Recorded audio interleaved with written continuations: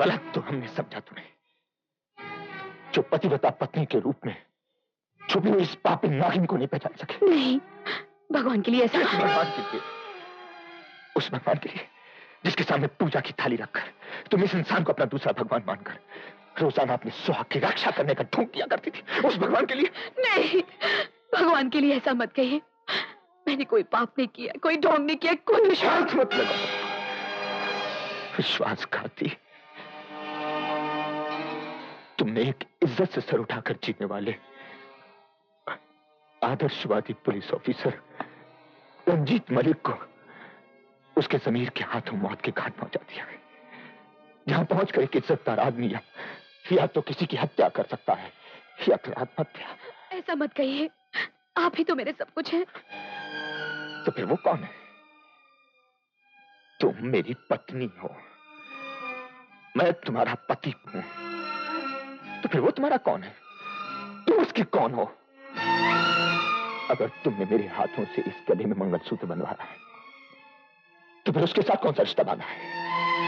तुमने मेरे साथ अपना घर संसार बसा है, तो फिर उस होटल में कमरा नंबर 909 में क्या रखा है? बोलो, बोलो, जवाब दो। बस करो रंजीत, बस करो। मुझसे और बर्दाश्त नहीं होगा, मैं मर जाऊंगी। तुम जैसी औरतों का मर जाना ही अच्छा है। मुझे मौत मंजूर है रंजीत, मगर पापिन नहीं, सुहागन बनकर मरूंगी मैं।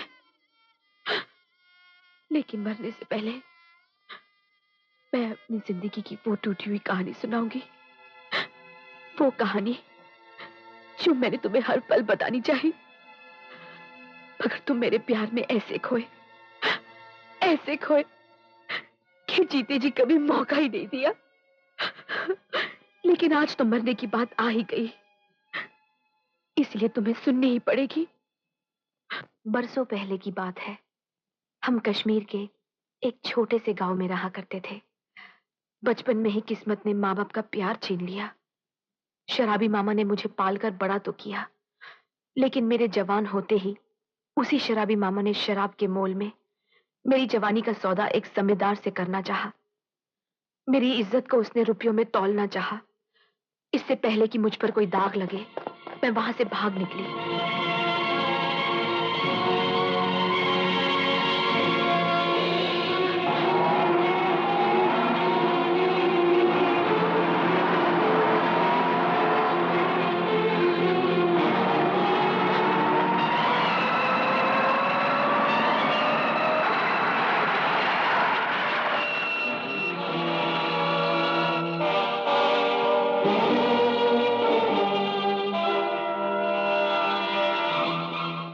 भगवान के लिए मुझे शहर तक छोड़ दीजिए, मैं आपका उपकार जिंदगी भर नहीं भूलूंगी। अरे उसमें उपकार की क्या बात है, आपको जरूर शहर छोड़ते हैं। आप जहाँ कहोगे वहाँ छोड़ देते हैं। आइए आइए बैठिए। यूनुस, तुम कहते थे ना गाड़ी में पेट्रोल डलवाना है। ले लो गाड़ी पेट्रोल पंप पे।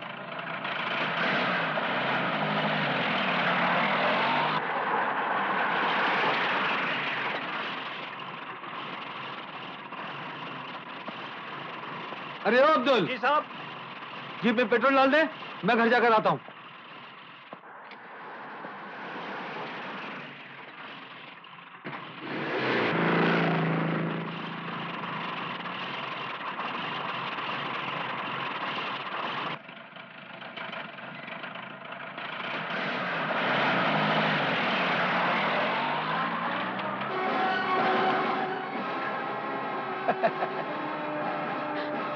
ये क्या कर रहे हैं आप? ये तो अभी शुरुआत है, करना तो अभी बहुत कुछ बाकी है। ये क्या कर रहे हैं?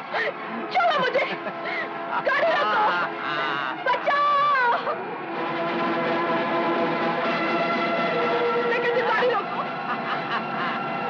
मैं कहती हूँ गाड़ी रोको, छोड़ो मुझे, बचाओ!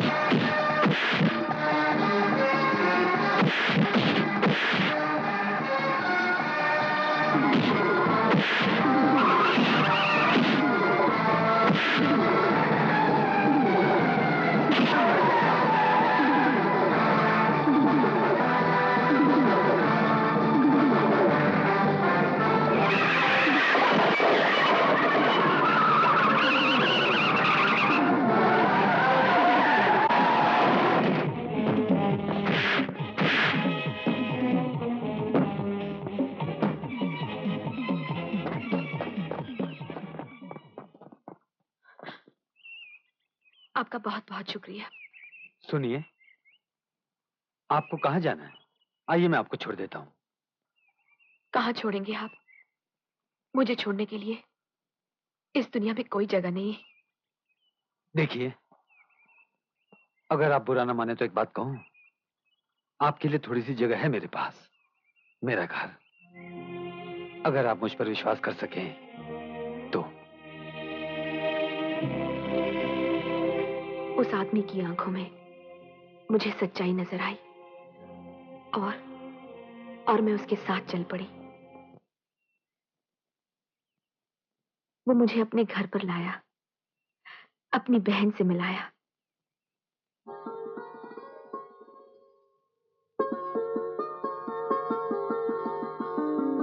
उसका एहसान, उसकी हमदर्दी और उसका अपनापन आहिस्ता आहिस्ता मुझे उसके करीब लाता गया। वो तूफान हम लोगों की जिंदगी में भी तूफान ले आया और हम वो गलती कर बैठे जो दो जवान दिल नादानी से तन्हाई में कर बैठते हैं। एक दिन मुझे पता चला कि मैं उनके बच्चे की मां बनने वाली हूं। मैं बहुत खुश हुई और फिक्रमंद भी। मैंने किशन को बताया, वो भी बहुत खुश हुए और हम दोनों की जल्दी शादी की तारीख तय हो गई। लेकिन मेरी संभलती हुई तकदीर ने एक बार फिर बदनसीबी की करवट ली। भैया!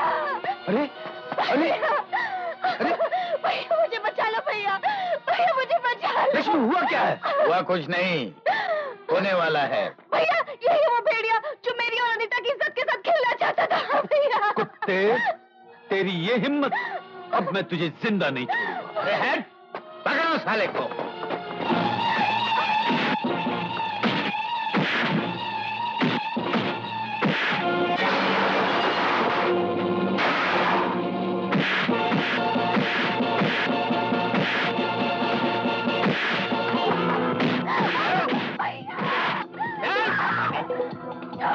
छोड़ मुझे।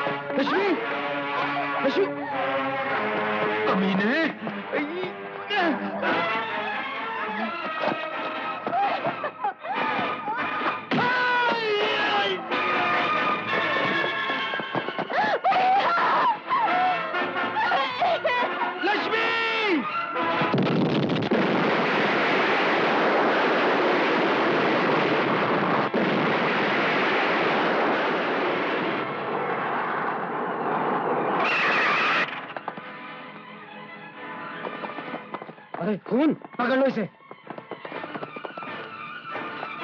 सब कुछ खत्म हो गया।